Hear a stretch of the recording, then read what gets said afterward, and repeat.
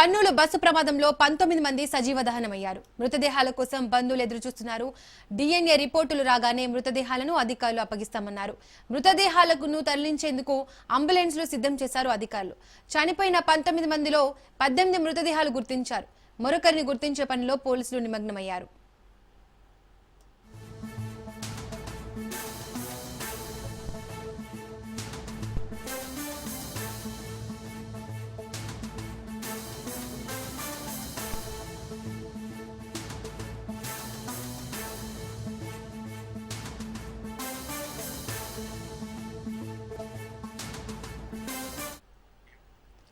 Kurnool bus ప్రమాదంలో 19 మంది సజీవ దహనమయ్యారు. మృతదేహాల కోసం బంధువులు ఎదురు చూస్తున్నారు. DNA రిపోర్టులు రాగానే మృతదేహాలను అధికారులు అప్పగిస్తామన్నారు. మృతదేహాలను తరలించేందుకు అంబులెన్స్లు సిద్ధం చేశారు అధికారులు. చనిపోయిన 19 మందిలో 18 మృతదేహాలు గుర్తించారు. మరొకరిని గుర్తించే పనిలో పోలీసులు నిమగ్నమయ్యారు. దీనికి సంబంధించి మోర్ డీటెయిల్స్ మా ప్రతినిధి మధు అందిస్తారు. మధు, కర్నూలు సంఘటనలో DNA టెస్ట్లు ఎంతమందికి ఫినిష్ అయ్యాయి? ఎంతమందిని మృతదేహాలను వారి బంధువులకు అప్పగించారు? డీటెయిల్స్ ఏంటి? దీపిక, కర్నూలు బస్సు ప్రమాదంలో 19 మంది సజీవ దహనం కావడం జరిగింది. అయితే వారిని అక్కడే ప్రత్యేక శిబిరాలు ఏర్పరిచి ప్రమాద స్థలంలోనే పోస్ట్ మార్టం నిర్వహించారు. అక్కడ నుంచి డెడ్ బాడీస్ ని తీసుకుని వచ్చి కర్నూలు సర్వజన వైద్యశాలలో ఉంచారు. అక్కడ వారి బంధువులకు రక్త నమూనాలను సేకరించి అదే బాడీల నుంచి శాంపిల్ సేకరించి ఎవరు అని చెప్పేసి కూడా గుర్తించారు. మొత్తం మీద డెడ్ బాడీస్ ను పూర్తిగా అక్కడ ఉండే బంధువులకు అప్పచెప్పే ప్రయత్నం చేస్తున్నారు. తాజా సమాచారం ప్రకారము విజయవాడ నుంచి ల్యాబ్ రిపోర్టులు కూడా వచ్చాయి. DNA టెస్టులు వచ్చాయి.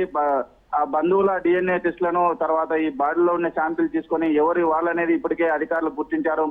అంబులెన్స్ ను కూడా సిద్ధం చేశారు. ఒకరికొకరిగా బంధువులకు అప్పగిస్తున్నారు. మొత్తానికి 19వ వ్యక్తి కూడా పోలీసులు గుర్తించారు. 19వ వ్యక్తి చిత్తూరు జిల్లాకు చెందిన కుప్పం వాసిగా కూడా పోలీసులు గుర్తించారు. అయితే అతను ఆరం గారు చౌరస్తా కాడ ఎక్కడం జరిగింది. 52 సంవత్సరాల వ్యక్తి అని చెప్పేసి అప్పటికే ఇటు పోలీసులు అటు రెవెన్యూ యంత్రాంగం హెల్ప్ లైన్ కూడా ఇచ్చారు. దాన్ని సంబంధించి అక్కడికి చేరుకొని బంధువులు కూడా తమ వ్యక్తిగా గుర్తింపు కూడా చెప్పారు. అయితే అతని పేరు త్రిమూర్తులు అని చెప్పారు. 19వ వ్యక్తి కూడా పూర్తిగా ట్రేస్ అయిన పరిస్థితి అయితే పోలీసులు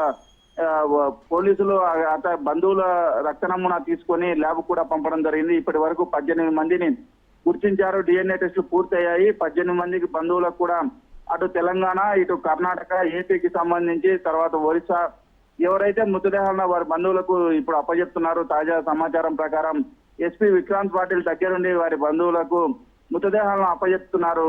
Deepika. Right Madhu, thank you.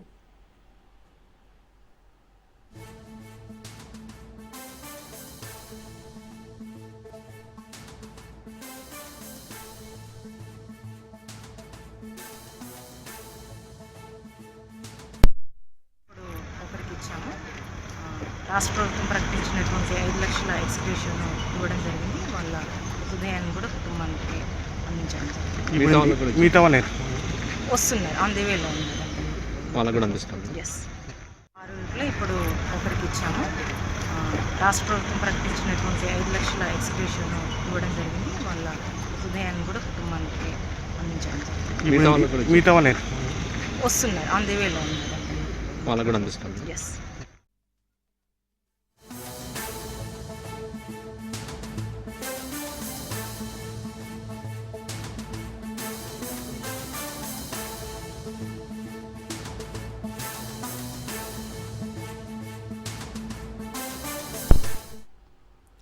Hyderabad లోని JNTU వంతెనపై కారు బీభత్సం సృష్టించింది. రైతు బజార్ దాటి వంతెన ఎక్కిన కారు అతివేగంతో తొలుత డివైడర్ ను, ఆ తర్వాత ఓ బైక్ ను ఢీకొట్టి బోల్తాపడింది. సమాచారం అందుకున్న పోలీసులు ఘటనా స్థలానికి చేరుకొని సహాయక చర్యలు చేపట్టారు. అతివేగం వల్లే ప్రమాదం జరిగిందని పోలీసులు తెలిపారు.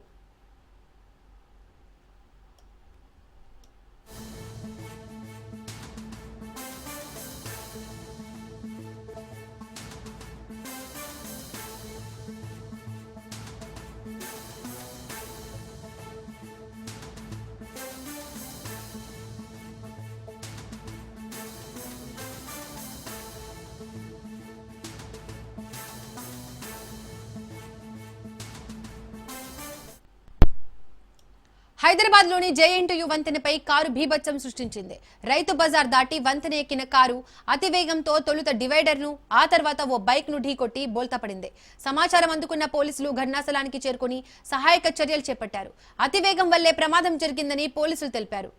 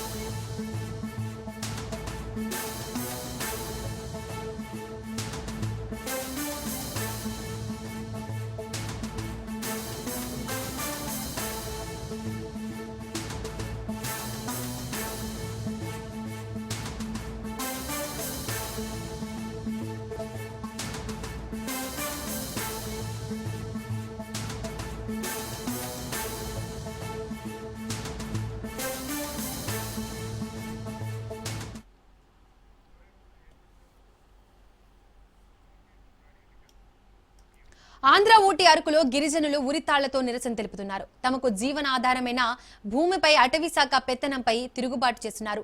అరకులోయలో మాడగడ వ్యూ పాయింట్ అందాలు, అక్కడి సంపదపై అటవీ శాఖ అధికారులు తమ నియంత్రణలోకి తీసుకోవాలని చూస్తుండటంపై గిరిజనులు ఆగ్రహం వ్యక్తం చేస్తున్నారు. మాడగడ వ్యూ పాయింట్ నుంచి చూస్తే మేఘాలు భూమి కింద ఉన్నట్లు కనిపిస్తుంటాయి. అరకు వెళ్లే టూరిస్టులు ఖచ్చితంగా మాడగడ వ్యూ పాయింట్ సందర్శిస్తేనే పర్యటన పూర్తయినట్లు భావిస్తారు. అలాంటి చోటును అటవీ శాఖ తన సొంతం అంటోంది. అయితే పూర్వీకుల నుండి వంశపారపర్యంగా అక్కడ ఉంటున్న ఆ భూమి మాదేనని గిరిజనులు అంటున్నారు. అటవీ రెవెన్యూ శాఖల తీరుపై ఆందోళన వ్యక్తం చేస్తూ గిరిజనులు ఉరితాళ్లతో నిరసన వ్యక్తం చేస్తున్నారు. 600 కుటుంబాలకు జీవనాధారమైన మాడగడ్డ వ్యూ పాయింట్ అటవీ శాఖ స్వాధీనం చేసుకుని కేవలం 15 మందికి ఉపాధి కల్పిస్తామని చెబుతున్నారని గిరిజనులు వాపుతున్నారు. అల్లూరు జిల్లా కలెక్టర్ స్పందించకుంటే మాడగడకు టూరిస్టులను రానివ్వబోమని గిరిజనులు హెచ్చరిస్తున్నారు.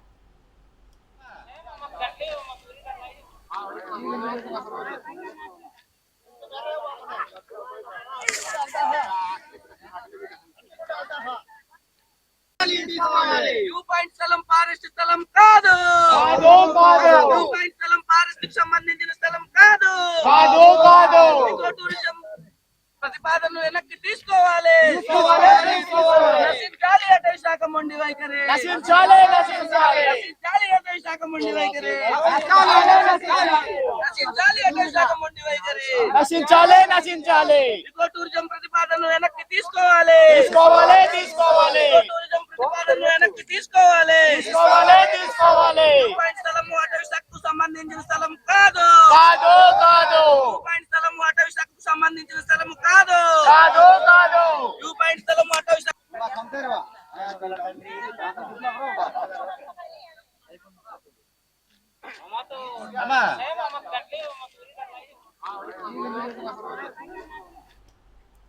ఆంధ్ర ఊటీ అరకులో గిరిజనులు ఉరితాళ్లతో నిరసన తెలుపుతున్నారు. తమకు జీవనాధారమైన భూమిపై అటవీ శాఖ పెత్తనంపై తిరుగుబాటు చేస్తున్నారు. అరకులోయలో మాడగడ వ్యూ పాయింట్ అందాలు, అక్కడి సంపదపై అటవీ శాఖ అధికారులు తమ నియంత్రణలోకి తీసుకోవాలని చూస్తుండటంపై గిరిజనులు ఆగ్రహం వ్యక్తం చేస్తున్నారు. మాడగడ వ్యూ పాయింట్ నుంచి చూస్తే మేఘాలు భూమి కింద ఉన్నట్లు కనిపిస్తుంటాయి. అరకు వెళ్లే టూరిస్టులు ఖచ్చితంగా మాడగడ వ్యూ పాయింట్ సందర్శిస్తేనే పర్యటన పూర్తయినట్లు భావిస్తారు. అలాంటి చోటును అటవీ శాఖ తన సొంతం అంటోంది. అయితే పూర్వీకుల నుండి వంశపారపర్యంగా అక్కడ ఉంటున్న ఆ భూమి మాదేనని గిరిజనులు అంటున్నారు. అటవీ రెవెన్యూ శాఖల తీరుపై ఆందోళన వ్యక్తం చేస్తూ గిరిజనులు ఉరితాళ్లతో నిరసన వ్యక్తం చేస్తున్నారు. 600 కుటుంబాలకు జీవనాధారమైన మాడగడ వ్యూ పాయింట్ అటవీ శాఖ స్వాధీనం చేసుకుని కేవలం 15 మందికి ఉపాధి కల్పిస్తామని చెబుతున్నారని గిరిజనులు వాపోతున్నారు. అల్లూరు జిల్లా కలెక్టర్ స్పందించకుంటే మాడగడకు టూరిస్టులను రానివ్వబోమని గిరిజనులు హెచ్చరిస్తున్నారు. దీనికి సంబంధించి మోర్ డీటెయిల్స్ మా ప్రతినిధి సూర్యప్రకాష్ లైవ్ ద్వారా అందిస్తారు. సూర్యప్రకాష్, అరకు గిరిజనుల ప్రధానంగా వారి డిమాండ్స్ ఏంటి? అటవీ శాఖ అధికారులు ఏమంటున్నారు? అరకులో అయితే మాడగడ వ్యూ పాయింట్ అనేది పూర్తిగా అయితే పర్యాటకులను ఎంతగానో సందర్శించి ఉత్తేజపరుస్తుందని అయితే చెప్పుకోవచ్చు. ఆ ప్రాంతం అయితే గత 5 సంవత్సరాల్లో అయితే వెలుగులోకి రావడంతో మరింత టూరిస్టులు అయితే పెరుగుతున్న పరిస్థితి ఉంది. అరకు మండలం మాడగడ వ్యూ పాయింట్ వద్ద ప్రస్తుతం ఈకో టూరిజం నిర్వహించాలంటే అటవీ శాఖ అధికారులు అలానే ప్రభుత్వం అయితే నిర్ణయించుకుంది. కానీ దానివల్ల గిరిజనులు వారి యొక్క ఉపాధిని కోల్పోతామని చెప్పేసి అయితే నిత్యం గత 3-4 నెలలుగా అయితే ఇప్పుడైతే ఈకో టూరిజం ని తీసుకొస్తామన్నారు. అప్పటి నుండి కూడా నిరసన తెలియజేస్తున్నారు. కానీ ఈ రోజు ఎందుకంటే సీజన్ మొదలవుతుంది, నవంబర్ మంత్ అని కానీ అరకు వ్యూ పాయింట్స్ కానీ, మాడా వ్యూ పాయింట్స్ కానీ, మార్గడ వ్యూ పాయింట్స్ కానీ వీటన్నిటికి కూడా చాలా మంది పర్యాటకులు వస్తుంటారు.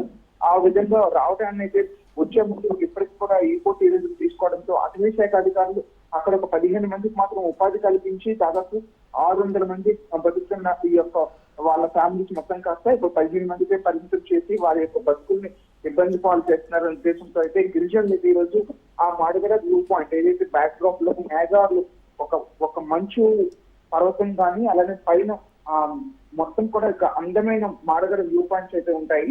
అదంతా కూడా మేఘాల్లో తేలే విధంగా ఉండే ఆహ్లాదాన్ని అందించే మాడగడ ప్రాంతంలో వీళ్ళు ఉరితాలతో అయితే గిరిజనులు తమ నిరసన అయితే వ్యక్తం చేసిన పరిస్థితి ఉంది. దాదాపు ఆ మాడగడ ప్రాంత వాసులతో పాటు చుట్టుపక్కల ఉన్న గ్రామ గిరిజనులు కూడా మొత్తం 600 మంది అయితే దీనిపైన ఆధారపడిన పరిస్థితి ఉంది. 600 మంది కూడా అక్కడికి చేరుకొని పూర్తిగా ఉరితాలతో అయితే నిరసన తెలియజేశారు. ఇప్పటికైనా సరే ప్రభుత్వం మరియు జిల్లా యంత్రాంగం వెంటనే ఈ యొక్క ఏదైతే వీళ్ళు ఈకో టూరిజం అయితే డెవలప్ చేయాలనుకుంటున్నారో దాన్ని తొలగించి మాకే అంటే గిరిజనులకే మాకే ఇవ్వాలని చెప్పేసి వీళ్ళు కోరుకుంటున్న పరిస్థితి. ప్రధానంగా వీళ్ళు వచ్చే వాళ్ళు గిరిజనులు ఏం చేస్తారంటే సందర్శకులకు కావాల్సిన టీ, కాఫీ అలానే స్నాక్స్, ఫుడ్ ఇవన్నీ కూడా వీళ్ళే అందించడంతో వీళ్ళకి అమౌంట్ అంటే ఉపాధి కల్పన అయితే జరుగుతుంటది. దింసా డాన్స్ కావచ్చు అలానే పర్యాటకులను పలు రకాలుగా అలరిస్తుంటారు. ఇవన్నీ కూడా ఉపాధి కోల్పోతాము. టూరిస్టుల నుండి మాకు వచ్చే ఈ యొక్క ఉపాధిని అయితే మీరు కొల్లగొట్టడం వల్ల మేము ఇబ్బందులు ఎదుర్కొంటామన్న విషయాన్ని అయితే వాళ్ళు తెలియజేస్తున్న పరిస్థితి కనిపిస్తుంది. ప్రధానంగా మాడగడ వ్యూ పాయింట్ అయితే సన్ రైజ్ వ్యూ పాయింట్ అయితే చాలా బాగుంటుంది అనే విషయంతో అయితే పర్యాటకులు చాలా మంది వస్తుంటారు. అరకు వచ్చిన ప్రతి ఒక్కరు కూడా మాడగడ వ్యూ పాయింట్ కి అయితే సీజన్ టైంలో దాదాపు అక్టోబర్ ఎండింగ్ నుండి ఫిబ్రవరి నెల వరకు జరిగే ఈ సీజన్ సమయంలో దాదాపు చాలా మందితో వస్తుంటారు. దీన్ని ఎప్పుడైతే డెవలప్మెంట్ చేశారో డెవలప్మెంట్ చేసినంత వరకు కూడా అధికారులు ఇప్పుడు అటవీ శాఖ అధికారులు అయితే పట్టించుకున్న మాట్లాడలేదు. కానీ ఇప్పుడు పూర్తిగా డెవలప్మెంట్ అయ్యి ఎంతో మందికి అయితే దీన్ని ప్రాచుర్యం తెలిసిన తర్వాత అయితే భారీగా అయితే జనాలు వస్తున్న పరిస్థితి ఉండటంతో పర్యాటకులు రాపిడి ఎక్కువ ఉన్నట్టు అటవీ శాఖ అధికారులు ఈ భూమి మాది, మేమే డెవలప్ చేసుకుంటాము, ఇది మా సొంతం అని చెప్పేసి అటవీ శాఖ అధికారులు వస్తున్నారనేది గిరిజనులకు ఆరోపిస్తున్న పరిస్థితి ఉంది. ఇటువంటి చేయడం వల్ల అయితే గిరిజనులు వారి యొక్క ఉపాధిని కోల్పోతున్నాం. గతంలో ఈ వ్యూ పాయింట్ లేని సమయంలో సారా గానీ, గంజాయి గానీ, వలస కూలీల పనులు అయితే మేము చేసుకున్న పరిస్థితి ఉంది. కానీ ఈ వ్యూ పాయింట్ రావడంతో మా యొక్క 600 కుటుంబాలు అయితే పూర్తిగా బతుకుతున్న పరిస్థితి ఉంది. మళ్ళా మా నుండి ఇది తీసుకుంటే మా బతుకులు మళ్ళీ దుశ్చకరం అయిపోతాయి, మాకు ఎటువంటి ముందుకెళ్లే పరిస్థితి ఉండదని చెప్పేసి అయితే మాకు చావే శరణ్యం అనుకొని అయితే వాళ్ళు అక్కడ ఉరితాలతో అయితే నిరసన కార్యక్రమాన్ని అయితే చేపట్టడం జరిగింది. దీనిపైన ఎప్పటికైనా జిల్లా అధికారులు స్పందించాలని అయితే స్థానికంగా ఉన్న గిరిజనులు అలానే ప్రజా సంఘాలు అయితే కోరుకుంటున్నాయి. దీనిపైన అల్లూరు కలెక్టర్ అయితే తక్షణమే స్పందించి 2 రోజుల్లో లేదా వారం రోజుల లోపల దీనికి సంబంధించి జీవో జారీ చేసి ఈకో టూరిజం అయితే ఏర్పాటు చేయకుండా అయితే చర్యలు తీసుకోవాలంటున్నారు. ఒకవేళ ఈకో టూరిజం ని ఏర్పాటు చేయాలనుకుంటే ఉద్యమాన్ని అయితే మరింత తీవ్రతరం చేసి పర్యాటకులను ఇప్పుడు రాబోయే సీజన్ ఏదైతే ఉందో నవంబర్ మంత్ నుండి ఫిబ్రవరి వరకు వచ్చి 3-4 నెలల్లో అయితే పర్యాటకులు భారీగా వస్తారు. వాళ్ళెవరిని కూడా మాడగడ వ్యూ పాయింట్ కి అయితే రానివ్వకుండా అడ్డుకుంటామనే విషయాన్ని కూడా స్థానిక గిరిజనులు అయితే తెలియజేస్తున్నారు. దీనికి సంబంధించి ఇప్పటికైనా సరే ప్రభుత్వం మరియు అలానే జిల్లా కలెక్టర్ అయితే స్పందించాలని అయితే కోరుకోవడం అయితే జరుగుతుంది. Right Suryaprakash, thank you.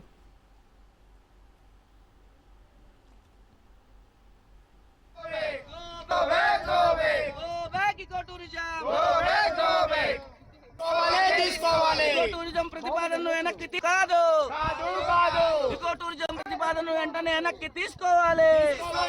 స్థానికులకు 3% ఉపాధి కల్పించలేని ఇకో టూరిజం మాది కల్పించలేని ఇకో టూరిజం మాకొద్దు.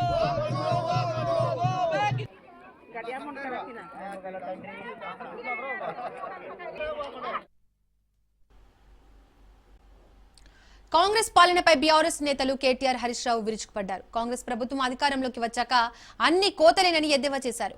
సీఎం రేవంత్ అంటేనే కటింగ్ మాస్టర్ అని ధ్వజమెత్తారు. కేసీఆర్ పెట్టిన సంక్షేమ పథకాలన్నీ బంద్ చేశారని మండిపడ్డారు. కాంగ్రెస్ వచ్చాక ఒక్క మంచి పని చేయలేదని ఆరోపించారు. 2 ఏళ్లలో ఒక్క ఇల్లైనా కట్టించాడా అని ప్రశ్నించారు. మంత్రులు విలువలు లేకుండా ప్రవర్తిస్తున్నారని విమర్శించారు. కూడా కొత్తగా ఒక స్కీమ్ పెట్టలేదు. ఏమన్నా మాట్లాడితే ఫ్రీ బస్ పెట్టినాం కదా అంటారు. ఇక ఫ్రీ బస్ కథ ఏందో నాకంటే బాగా మా ఆడబిడ్డలకు తెలుసు. ఆడోళ్ళకి ఫ్రీ అట, మగోళ్ళకి డబల్ రేట్ అట. ఇక గదేం ఫ్రీ బస్సు నాకైతే అర్థం కాదు. కుడి చేత్తో ఇచ్చినట్టు ఎడమ చేత్తోని గుంజుకున్నట్టు. కాబట్టి అది తప్ప చేసిందేం లేదు. కొత్త కథ చెప్తున్నారు. జూబ్లీహిల్స్లో కాంగ్రెస్ గెలిస్తేనే డెవలప్మెంట్ అవుతుంది అని మాట్లాడుతారు. మీకు కొద్దిగా పక్కకు ఎక్కువ దూరం లేదు. కంటోన్మెంట్లో సంవత్సరంన్నర కిందట అక్కడ మన ఎమ్మెల్యే గారు చచ్చిపోయింది. అక్కడ మన లాస్యా నందిత అక్కడ కూడా ఇటువంటి కథలే చెప్పాను. 6,000 డబుల్ బెడ్రూమ్ ఇల్లు కట్టిస్తా అని చెప్పిండు ఒక మంత్రి. ఇంకొక ఆయననేమో 1000 కోట్లు ఇస్తా అని చెప్పిండు. ఒక్కసారి కంటోన్మెంట్లోనే అడుగురి. గెలిచి డబ్బల ఓట్లు పడ్డాక ఈ రోజు వరకు రూపాయి శాంక్షన్ అయిందా ఒక్కసారి అక్కడ ఉన్న వాళ్ళని అడగండి. దాన్ని బట్టే మీకు మొత్తం ముచ్చట అర్థమైపోతుంది. కాంగ్రెస్ వాళ్ళకి తెలిసింది ఒకటే, ఓడ మీద ఉన్నప్పుడు ఓడమల్లన్న, ఒడ్డుకు ఎక్కినాక బోడమల్లన్న. ఒడ్డుకు ఎక్కాలే, ఇక తర్వాత జంపు కొట్టాలే, మళ్ళీ ఎవ్వడు కనబడాడు. ఒకటి యాద పెట్టుకొని ఇవాళ గల్లి గల్లి తిరుగుతుండు పొన్నం ప్రభాకర్, తుమ్మల నాగేశ్వరరావు, వివేకు, ఇంకొక 2-3 జమైనరు. ఈ ఏ ఒక్కరు కూడా రేపు జూబ్లీహిల్స్ ఎలక్షన్ 15 నవంబర్ తర్వాత ఒక్కరు కూడా కనబడరు. మళ్ళా కనబడేది గిదే శ్రీనివాస్ యాదవ్, గిదే కేటీఆర్, గదే మాగంటి సునీతమ్మ తప్ప ఒక్కరు కూడా మళ్ళీ మీకు కనబడరు. బీఆర్ఎస్ వాళ్ళు తప్ప ఒక్కరు కూడా కనబడరు. 3 పువ్వులు 6 కాయ.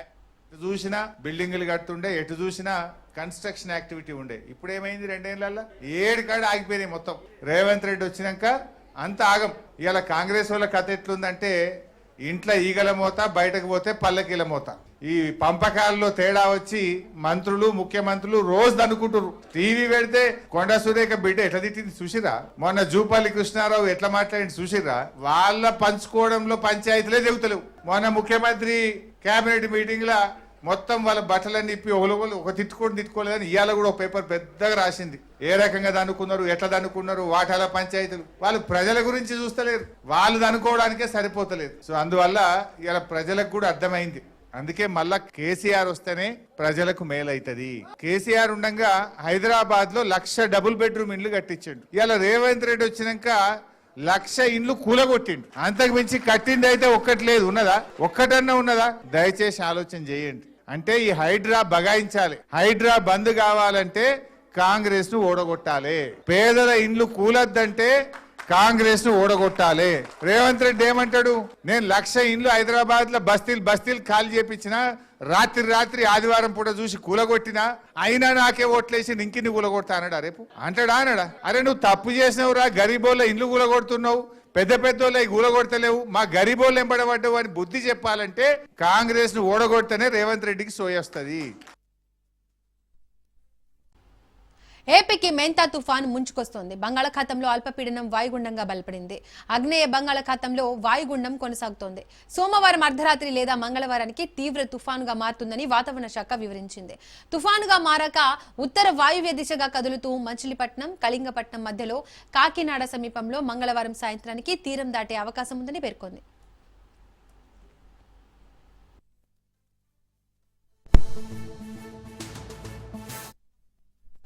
మెంతా కారణంగా ఏపీలో పలు ప్రాంతాల్లో విస్తారంగా వర్షాలు కురిసే అవకాశం ఉంది. 3 రోజుల పాటు కొన్ని జిల్లాల్లో అత్యంత భారీ వర్షాలు కురిసే అవకాశం ఉన్న నేపథ్యంలో అక్కడి ప్రభుత్వం రెడ్ అలర్ట్ జారీ చేసింది.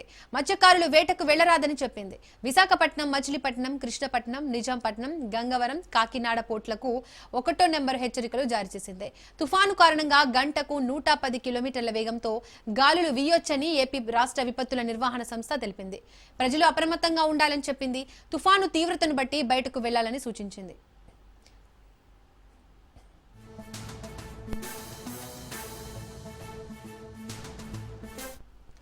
తుఫాను కారణంగా ఏపీలోని తీర ప్రాంత జిల్లాల్లో ఉన్న విద్యా సంస్థలకు 28, 29 తేదీల్లో సెలవు ప్రకటించాలని వాతావరణ శాఖ అధికారులు విద్యాశాఖ అధికారులకు సూచించారు.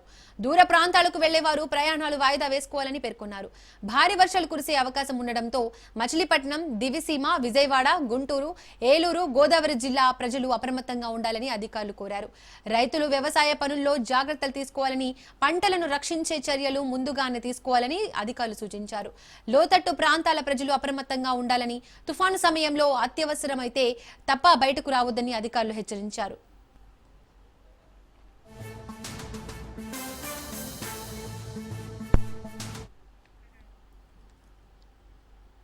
ఏపీకి మెంతా తుఫాను ముప్పు నేపథ్యంలో ప్రభుత్వం అప్రమత్తమైంది. అన్ని శాఖల అధికారులు అప్రమత్తంగా ఉండాలని హోంశాఖ మంత్రి వంగలపూడి అనిత ఆదేశాలు జారీ చేశారు. పవర్ ప్రెజెంటేషన్ ద్వారా వాయుగుండం తీవ్రతను, ప్రభావిత జిల్లాలు, ప్రాంతాల వివరాలను మంత్రికి అధికారులు వివరించారు. ఇక తీర ప్రాంతం ప్రజలను అప్రమత్తం చేయాలని అధికారులకు మంత్రి అనిత ఆదేశాలు జారీ చేసింది. మత్స్యకారులు సముద్రంపైకి వేటకు వెళ్లకుండా చూడాలని తెలిపింది. అలాగే లోతట్టు ప్రాంతాల ప్రజలను సురక్షిత ప్రాంతాలకు తరలించాలని తెలిపారు. రైతులు కూడా వర్షం కురిసే సమయంలో చెట్ల కింద ఉండొద్దని చెప్పారు.